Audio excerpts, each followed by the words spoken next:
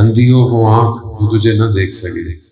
मौला मुत्तक़ियान इरशाद फरमाते हैं, अंधी हो वो आंख नाबीना हो जाए जो तुझे ना देख सके। मगर क्या ये आंखें खुदा को देखेंगी? नहीं, बातिन बातिन की आंख खुदा को देखती है। और जब तक वो साफ नहीं होगी, उस लेयर को जंग से पाक न किया जाए, ये आंख खुदा को नहीं देख सकती। तो इमाम जानता है कि नफ्स की तरबियत कैसे करनी है। नफ्स की तरबियत मुसल्ले पे नहीं है। नफ्स की तरबियत के लिए हाथ में तस्बीह नहीं रखनी है। नफ्स की तरबियत का ताल्लुक दस्तरखान से। हदीस बहुत पुरानी है। हदीस में 9 सेक्शन है जो सैर सुलूक के हैं। उससे पहले 3 सेक्शन बंदगी के हैं, 9 सेक्शन है जो सैर सुलूक के हैं। उस 9 सेक्शन में से जिस 3 सेक्शन का ताल्लुक, चैप्टरों का ताल्लुक नफ्स से है, उनका ताल्लुक लुकमे से है। अब इंसान बोले कि हमारा लुकमे से है। हाँ। पहली चीज जो इमाम ने उसके अंदर इरशाद फरमाई और उस हिस्से को रसूल खुदा हज़रत मोहम्मद मुस्तफ़ा सल्लल्लाहु अलैहि वसल्लम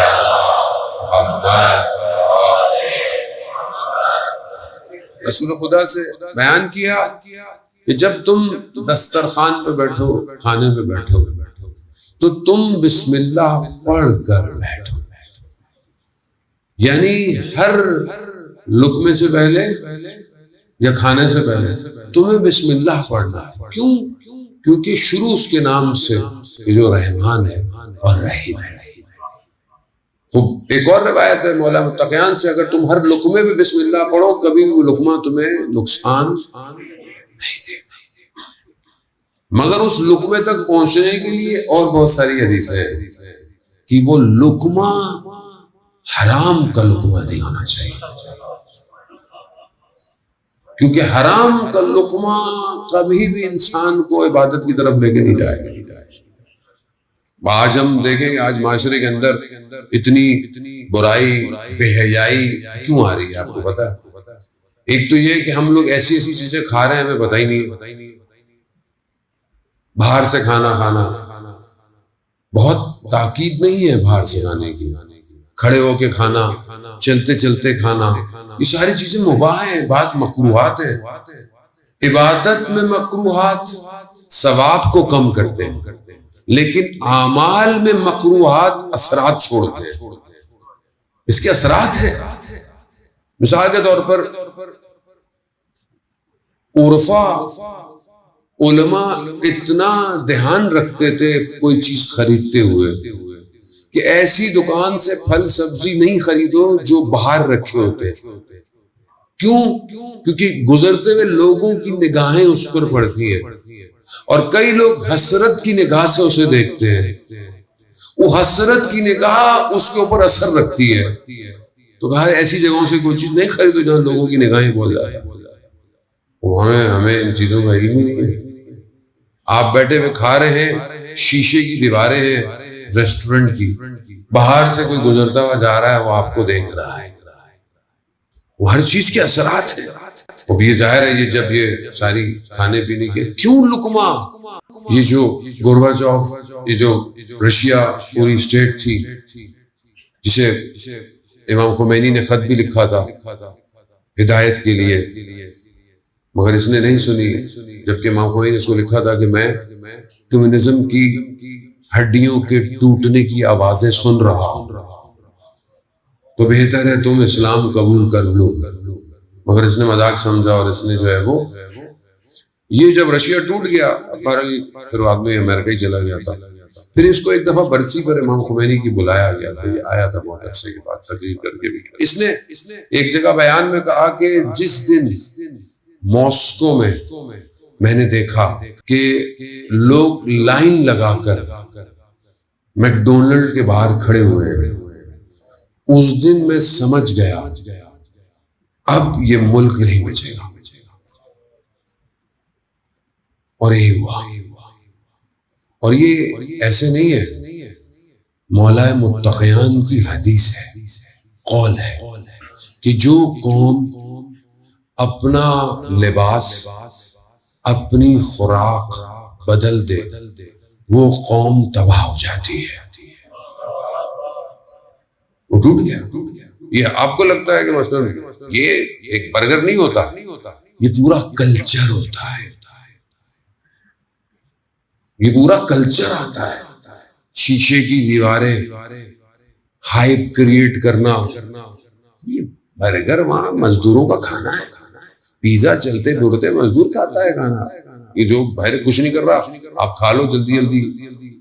कोई ये हाई क्लास या कॉन्टिनेंटल डाइन थोड़ी है, ये तो वैसे ही खाना है। हम लोग स्टैंडर्ड है हमारा। जब आप दूसरे, मैंने कहा खुदा ना खास्ता पिज्जा विज़ा मत खाइएगा, बर्गर खाइएगा, मतलब आप उस बात को उसके तहाए उसके पीछे समझने की कोशिश करें। और फिर बहुत सारी चीजें जिसके इंग्रेडिएंट्स ही हमें नहीं पता, हमें खिलाया गया है। ये बेगैरती माशरे में इतने आराम से आम नहीं हुई है। क्यों वो लोग बरहना हो जाते हैं, उनको कोई गैरत नहीं आती? क्यों? क्योंकि वो सूअर का गोश्त खाते हैं, और सूअर के गोश्त बेहया करता है इंसान।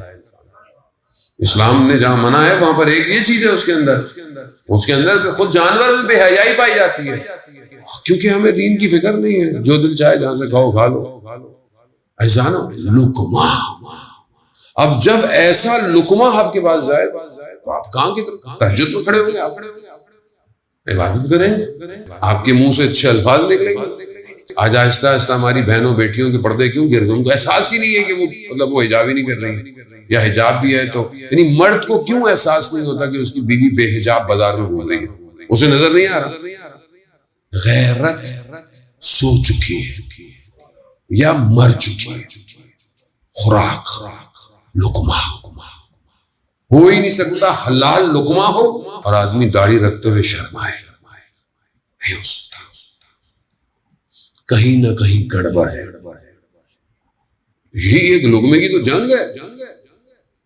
मौला का जानने वाला है, मौला की हुकूमत आई और बैतुल माल से जो है वो तकाजा ज्यादा कर लिया चावल का। इमाम ने कहा कि किससे का? इमाम अदल का इमाम है, जितना सबका हिस्सा है तुम्हारा भी उतना हिस्सा है, यहाँ ज्यादा हिस्सा। और यहाँ मुझे कोई पोस्ट वोस्ट मिल जाए, मौका मिल जाए तुम्हें, तो कहा जब खाना आए तो पहले क्या चाहिए?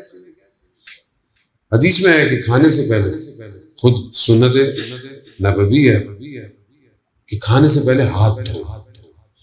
हाथ धोना खाने से पहले एक तो जरासीम को दूर करता है, और जब तक हाथ गीले रहे खाने में बरकत रहती है। खूब बिस्मिल्लाह पढ़े।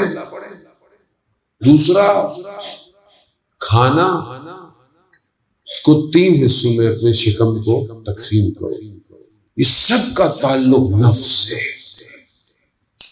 हम तो दस्तरखान में बैठते अभी 3 तो दूर की बात है, हम तो 5 फ्लोर ही पूरे कर देते, और फिर उसके बाद कहते हैं अच्छा मीठा भी था आपने तो पहले बताया।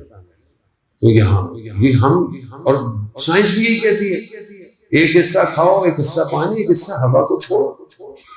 अब ये बीमारियां ये सब इसीलिए है। दूसरी बात कि जब दस्तरखान खुले, औलिया कहते हैं कि दस्तरखान जो अपना तुम्हारा ज़र्फ हो उस पर निगाह रहे, मगर इंसान की निगाह दस्तरखान में दूसरी चीजों पे होती है। अब ये खाऊंगा, वो खाऊंगा, ये खाऊंगा। ये जो लुकमा की ख्वाहिश है, ये आरज़ू पैदा करता है, और ऐसी आरज़ुएं जो इंसान को गुनाह की तरफ ले जाती है। सारी तरबियत इंसान के नफ्स की दस्तरखान है।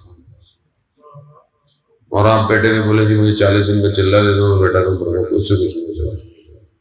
जिसने यहाँ इंसान बन गया, शादी ब्याह में आप देखें जब खाना खुलता है तो अंदर का इंसान बाहर आ जाता है। मैं क्यों नहीं सोचता खाने का यार क्या हो गया, लोग कितना खाएंगे, नहीं मिलेगा तो क्या होगा? शिकम। इसलिए रसूल खुदा ने कहा था कि अगर मेरी उम्मत नाफ से ऊपर और नाफ से नीचे के खुद संभाल ले तो मैं इनकी शफाअत करूंगा। 2 चीजें, शिकम और ज़ीरश। खूब यही चीज है, शिकम ही इंसान की शहवत को भी कंट्रोल करता है। इसलिए अहादीस और रिवायात में और उलमा ने जो किताबें लिखी हैं कि अगर जवान अपनी शहवत पर कंट्रोल नहीं कर सकता तो उसे रोजे रखने चाहिए। क्यों? ताकि शिकम तुम्हारा कंट्रोल हो। ज्यादा खाना, ज्यादा गोश्त खाना तो इंसान की शहवत को बढ़ाता है। आप रोजे रखें। इस क्यों रोजा रूहानी ग़िज़ा है? भूख क्यों है? क्योंकि जब इंसान अपने शिकम को कंट्रोल करता है तो रूह परवास करना शुरू करती है।